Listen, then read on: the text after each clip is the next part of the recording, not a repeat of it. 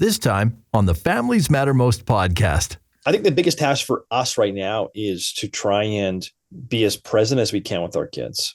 And that is a challenge as a parent, to put your own phone away and to sit there and play family with them, with their Barbie dolls for the 14th time in a row for hours, because they can never get enough. To recognize I'll never get it back. Every time Jen Dean speaks, I can see hope, knowledge, expertise, wisdom, and love. When Jen Dean speaks about parenting, we make sure that we are there to listen, because we know we will get valuable advice. Families Matter Most with Jen Dean. She doesn't just give skills for us to be better parents, but she teaches us how to reach our children's hearts. And at the end of the day, that's what truly matters.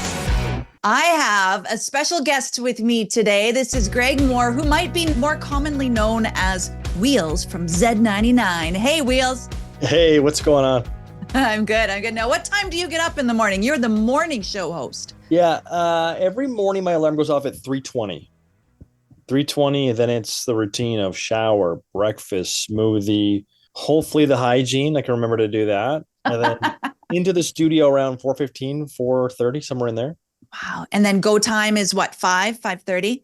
We start at 6. So 6 to 10. It's a pretty long haul, but people are saying, like, how do you do it? When you get into a routine, Jen, it's fine. As long as you honor the routine and go to bed at 8:30. If you can keep that, you're fine. Well, I bet you it took a while to get used to that routine. Oh my goodness. Yeah. I was going to bed at 7, 6:30 some nights. And now with 3 kids now, you can't, right? So I usually go to bed after my kids are in bed at 7:30ish and getting better at it. Actually, last night was 9:00 and I'm still functioning today. So. Okay. Well, don't think this is the new you. You will crash probably if you keep that up for days. I'll have a nap this afternoon. Tell us about your family, Greg. So 4 boys in my family. I'm the second oldest of the 4, the most mature by far, the funniest, not the best looking necessarily, but a pretty good athlete.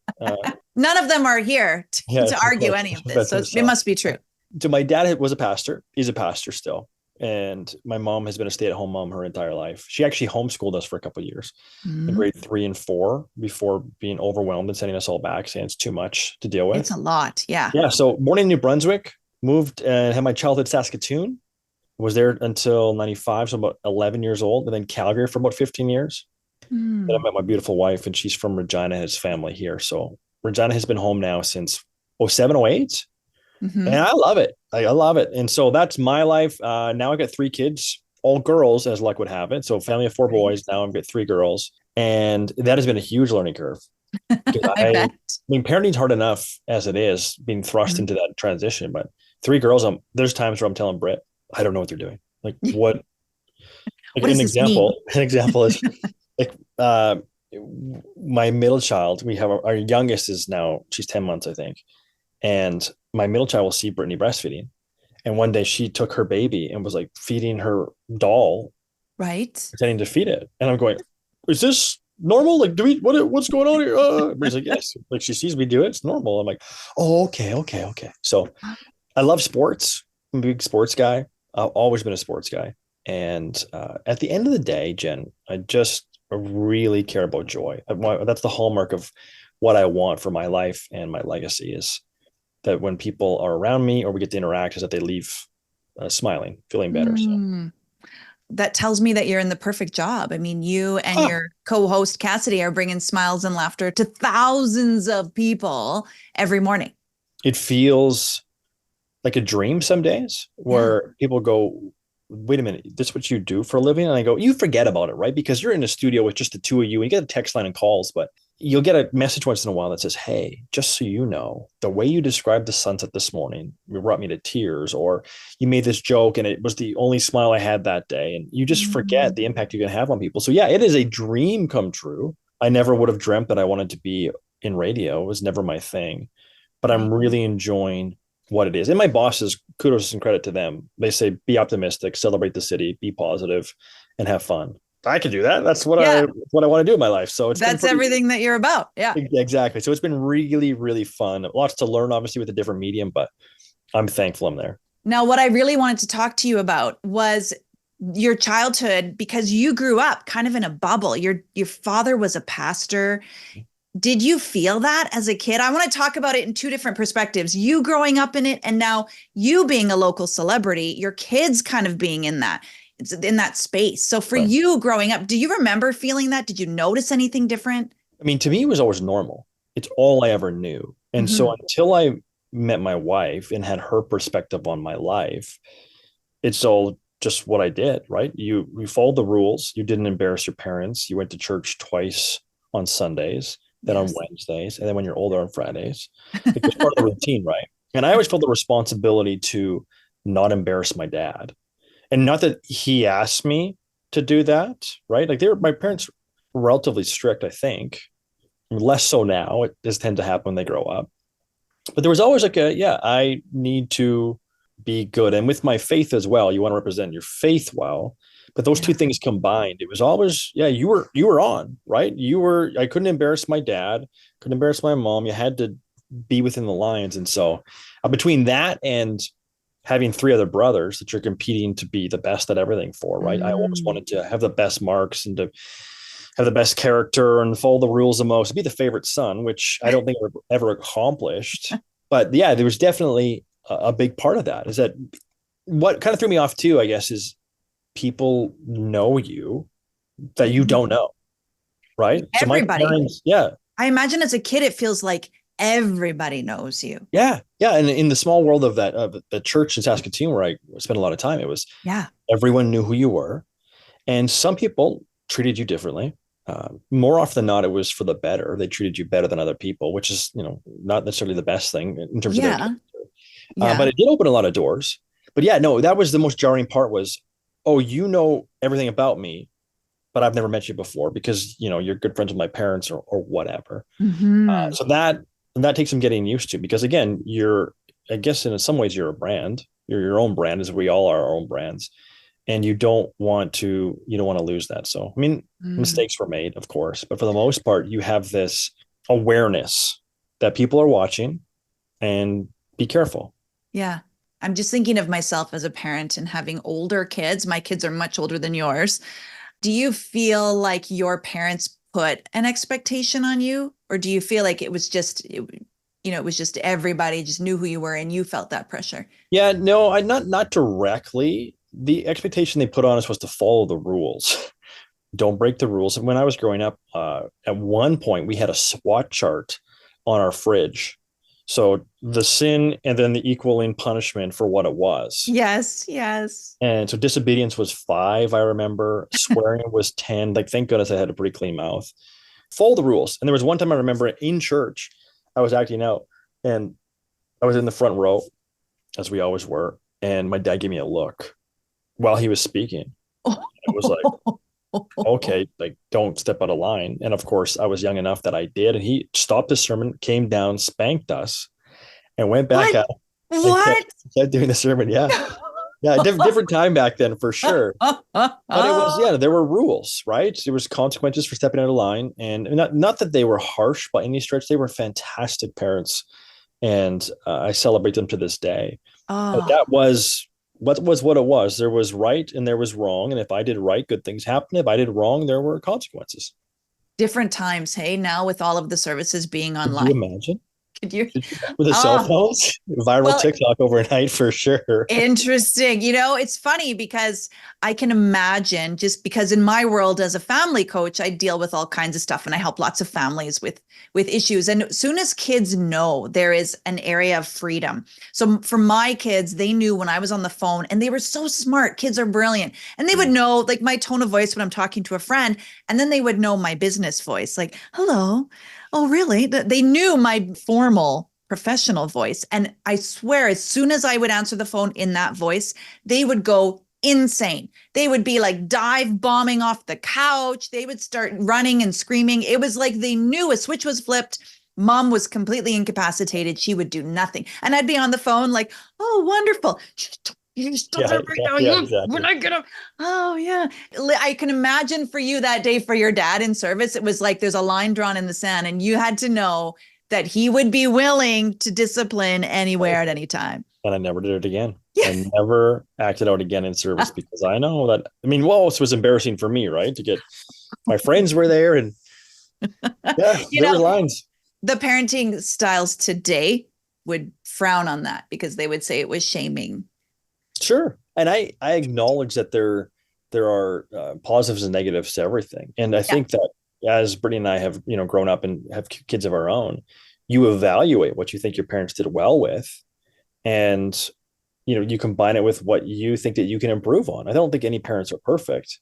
No. And so I look at the context of my parents growing up and go, man, what did they come from? Like, what was their childhood like? Oh, absolutely. And how did they work with us within that context? And I go, you know what? Given the odds that were against those two, they did a fantastic job raising 4 boys. Mm-hmm. And I'm going to continue to honor them by improving on the legacy that they had before me and go, okay, I'm going to stand on your shoulders and raise even better kids. And not in an arrogant way, but to go, no, they're going to, I'm going to fold into them what you folded into me. Yeah. Let's take the good. Yeah. And capitalize on that. I love it. I love it. And you know what's interesting? You will look back one day and you will change your mind on some of the things. Sure. Oh, that 100%. happens more and more and more, where I'm like, oh, my parents were right about that. Yeah. Right. And my kids are young. Like Winnie, she's my oldest, she's 7 now. And there's going to come times where I'm going to call my dad and be like, yeah, got some good perspective on, conversation A, B, C, D, E, F, G back in the day. So let this be a warning to everyone listening that we can have our opinions, and absolutely we want to do the best and we want to capitalize and improve. But I guarantee there will come a point where you will stop, just like Greg is saying, and say, oh, you know what? Yeah, I was wrong there. They were right, actually. Yeah, there'll be lots of that. Well, let's transition into now. So you grew up in the spotlight. You felt the pressure. I think it's fascinating that for you, it was all you knew. So it was normal. Yeah, no, it wasn't until I got married and was in those same environments that my wife could point out to you. Do you see how they're treating you different? They're treating you like, and I guess I never realized that in those circles of my dad being the pastor and having a very wide network across the country, it did make things easier on me, where I could walk into places thinking that things were going to happen, and they would, because he helped me open doors. And so she would be the lens to go, hey, this is not normal. And I was like, oh, you're right. And it kind of gave me an awareness to there is what I thought was normal is actually not normal for most people. And so, I mean, a very helpful perspective. And it helps me to do a better job honoring what I've been given in that, and that opportunity to, open doors or meeting new people or whatever. Yeah. And be grateful for it and not take it as, almost like this is a privilege. And I recognize that. I'm not going to take the credit for it. And then the other side, Jen, that creeps in from that side is you go, oh, maybe they're only doing things because I'm my dad's son. Maybe I don't have any value at all, and I'm only here because of that. And so that's where you really have to really know who you are and believe that you are good and that there's things about you that people admire. Like, you can get lost in lies and perception and all that sort of stuff. But it's like, you know what? At the end of the day, some people will treat me better because of who my parents are. That's fine. That doesn't need to impact how I see myself, right? Mm-hmm. If they want to give me more credit that I don't deserve, that's on them. But I'm not going to let them treating me different color how I see myself. Interesting, right? It could almost cause you to question even your own esteem. It could actually, in a twisted, weird way, actually create insecurities. 100% it can. You go, oh, who am I without my father? Right? Like, where would I be if he didn't do this or that? And at the end of the day, I don't want to get lost thinking about what could have been. So. And now for you with your kids, now you are a celebrity and you're raising your kids in this. Are you seeing it from a different perspective now, watching your kids? Yeah, the biggest thing, I think, is cell phones and social media. That was just becoming the thing when I went to Bible college for 2 years before I went to university. And it was at Bible college, 05, 06 in there somewhere, where I remember being on Facebook for the first time and tagging friends and reuniting with high school friends and going, wow, this is amazing. Like, the future's so bright.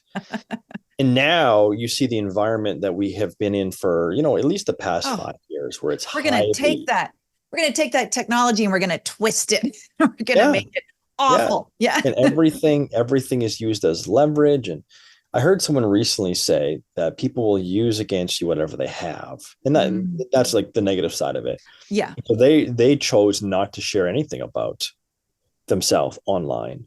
Yeah. And my wife is very, very cautious of what we share as a family about our kids. And so that's difficult because on our show, my kids do the weather every Wednesday, right? Winnie's telling stories and Kiki's telling stories, and they're talking about the weather. You know who they are, you know what school they go to, you know what their names are. Yeah. And so there's a real tension out there of like, well, they're out there the way I was, and even more so. But I also want to keep them as close as I can. So we're still at a point where it hasn't really impacted Winnie, I don't think, in terms of how she sees herself or the things that it allows her. Like, we'll go out to a mall and she's more popular than I am by like a mile.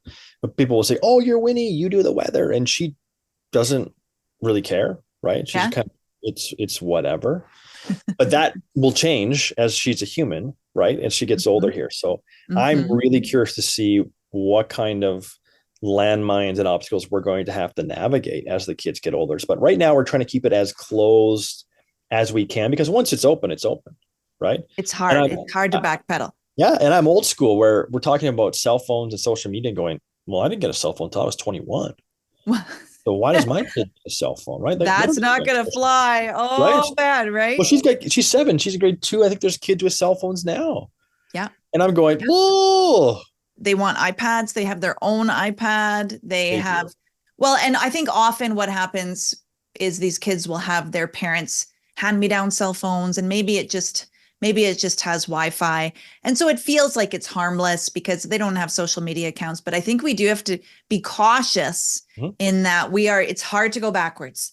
So the more we can delay these things at the beginning, I think it's a little bit easier then to kind of slow it up a little. Yeah. And we don't want to be Luddites with it. We don't want to raise them in a world where computers and cell phones don't exist or TV doesn't exist. Yeah. It's being prudent with that and using it as a powerful tool in their lives and a treat or whatever to benefit them, as opposed to, I really feel like a lot of parents, and I'm guilty of this too, we use it as an escape. If I give my kid what they want, which is 30 minutes of Berenstain Bears, I get 30 minutes of what I want, which is my phone or whatever. And neither of us are better off for that. But it's so easy, right? And so there's a trap there that we're trying to avoid. But Brittany's a superhero, so without her, I'd be way worse off. But thank God that she's locked and loaded, and she is so disciplined when it comes to that stuff. So I'm thankful that she's in my life. You lean into that a little bit, right? Because I will always take the easy way out. The kids are crying, "Oh, let them watch a show." She's like, "No, they can't always watch shows. Like, it's not good for them." I'm like, "Oh yeah, I guess you're right." So. Oh, I just wanted a little couple of minutes to myself here. Yeah. Exactly. I know. Well, it's interesting. God the washroom exists. Hiding. Yeah, nobody needs to be in there that long. Yeah, Dad's your favorite. We know what you're doing. It's funny, when we were young, I don't know about you. When I was young, because I'm older than you, it was always like, it was about food. If you had a bad day, if you're sad, if you're crying, I remember people in my family being like, well, come on, let's go have a snack. Right. Let's go find a cookie. Let's go. And it's interesting how we have to undo that dopamine, when I'm upset, a cookie will help. A cookie will fix it. But I think the current generation, it's become the iPad or the cell phone. Oh, we're going to a restaurant and our kids won't sit still. Here's an iPad. Here's a cell phone. Oh, you're sad? Here, have a show. So I think we have to counter that, but recognize it's not really anything new. We grew up with a variation of that. We just didn't have the technology. We had, TV shows if it was after school or Saturday morning, and we had candy. I would say that my generation was the last generation to grow up without the internet. And that is an incredible milestone for people my age to go, wow, we remember what it was like to have to ride your bike on Saturday morning and just have cartoons and not have the connection. Yeah. We also speak the language of millennial kids and understand the power of the internet. And so I feel like our responsibility is to hold them both in tension, to go, we understand the benefits of both. Mhm. Whereas if you're just over here like, the internet, it's the worst, it ruined things. And over here, you're like, well, I can't imagine not having my cell phone when I'm going grocery shopping to stand in line and talk to no one. Like, what would that be like? So to have both is really nice. And I think that if we can really blend again the positives of both, it can be a win-win. But again, Mhm. both those things have challenges. Now, is that your biggest concern, raising your kids kind of in a spotlight locally for sure? Is it mostly about the social media, or are you finding even now can you guys go out? Can you go out into public without having random strangers coming up to you and wanting to talk to you or Oh, your yeah. friends? Oh, yeah. No, I think actually with my name being Wheels on the radio, I have this unique gift of being Greg when I'm not on the radio, right? So when I'm Mhm. not working, I'll introduce myself as Greg everywhere I go. And I'll get looks from people that see you and they're pretty sure, but they're not sure.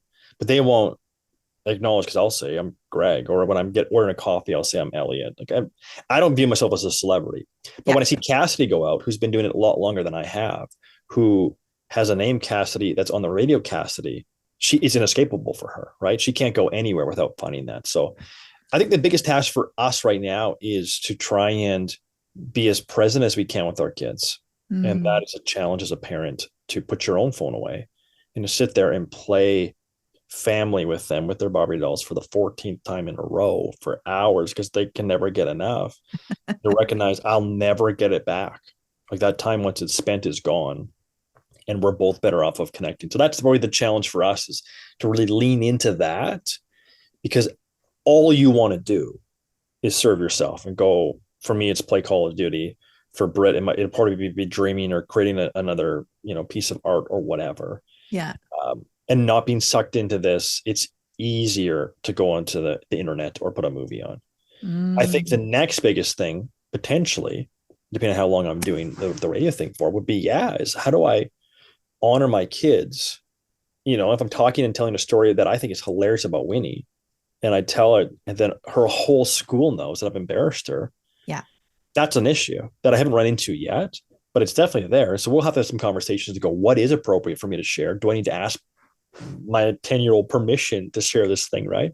And so that'll be bumpy and hard to learn, but hopefully we can navigate it well. Because I'm a big fan of stories and trying to make fun of yourself as much as you can, because I think it keeps you Mm. humble and it's relatable. We all do silly things. So that will be hard though, because Yeah. if she says no, I go, oh, like that content is so good. Then I have to honor that and say no. But there's a real prickly part of me that goes, well, I'm going to show you, like, people deserve to laugh. So It's funny. I know it'll get a good laugh. Yeah. My husband is notorious for that. He can't say no because it's going to be so funny. So he has to do it. So Sean and I, for listeners, Sean and I are also, we're on the radio at a different time during the afternoon. And our middle son is a lifeguard. And so he's often working at one of the city pools or something, and they're playing the radio. And sometimes it's on the same station. So he'll be lifeguarding, listening to his mother and father. So I'm cognizant of that. He also is the one who's just a little bit more careful about what I talk about, probably because, his coworkers are listening right there.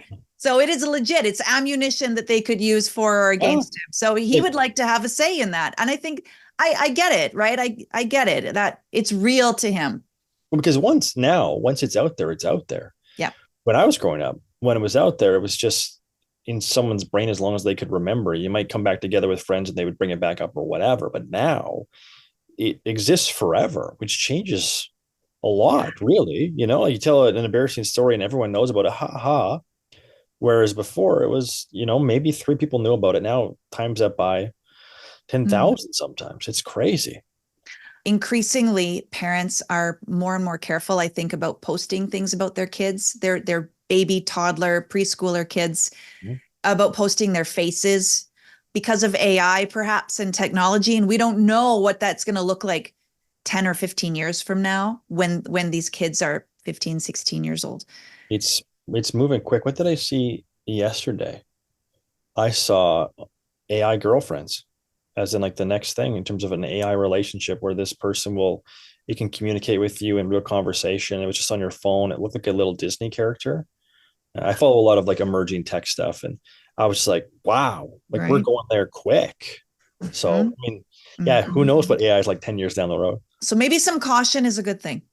I'm with that. Yes, please. Maybe. Slow and steady. Maybe.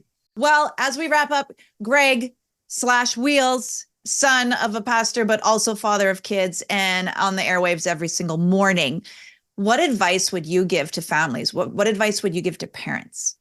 Well, I don't feel qualified to give advice. But based on my own experience, I can tell you what I've learned, which is if you can be the best version of yourself and work on yourself, everyone around you benefits. And since having my first kid, I have been through a whirlwind of working on myself. I'm talking like 2.5, 3 years of counseling every single week for an hour plus, trying to work things out and improve how I think and all that. And it has benefited me. I am a better version of myself today. So if you can work on yourself, do it. You're better off for it. I just recently changed my diet to have more protein for breakfast, and it gives me more energy to the day during my show in the morning. So I'm not as grouchy at the end of the show, like all that sort of stuff, like little things help. And then there was a new song by Corey Ashbury I heard the other day, and it was all about these are the moments we'll wish for when the kids are gone. And it was about the chaos of your life. And maybe it's the chaos of running my kid to swimming and not having enough time to make her lunch that night and feeling tired. But the reality is like that's the kind of the beauty of the whole process, the whole journey is the chaos. Because talk to people that are empty nesters and they'll say, you know what I miss? I miss the color, I miss the energy, I miss the mistakes, miss all like the noise. And I'm going, I need to sit in the uncomfortableness of not knowing what comes next. Of my kids having fun. And if I can do that, I think everyone wins. They win, I win, and we're more united as a family, as opposed to, again, just taking the easy out. And not that I don't ever take the easy out. Oh, absolutely. Rest and recovery, they're important. Yeah, I do. But I think we know the difference when we're doing it to distract and numb and hide versus, you know what we're doing. I'm enjoying this whatever time I'm going to set aside. Yeah, that would be it. It would be if you can sit in the moment and just do the best to go, wow, like spilled milk, dirty diaper, screaming toddler. This is it. Like this is life, and let's just enjoy it as much as we can. Great words of wisdom. Thank you so much for being on this podcast. This is Greg Moore, aka Wheels. Thanks so much. You're probably going to try and get to bed early tonight. You got to get up at what, 3:20? 3:20. Man, well, thanks for being on the podcast today. It's been a blast. Thanks, Jen. Thanks for listening to the Families Matter Most podcast with Jen Dean, part of the Saskatchewan Podcast Network. If you are interested in contacting Jen for one-on-one parent coaching, for speaking engagements, or just to get a little more information, please visit our website, familiesmattermost.com.